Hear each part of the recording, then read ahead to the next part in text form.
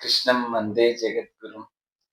యదా యదా హి ధర్మస్య గ్లానిర్భవతి భారత అభ్యుత్థానమధర్మస్య తదాత్మానం సృజామ్యహం.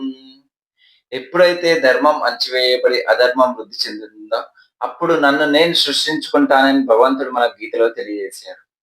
అందరికీ గీతా జయంతి శుభాకాంక్షలు. మార్గశిర శుక్ల ఏకాదశి రోజు మనం మోక్షద ఏకాదశి జరుపుకుంటాము.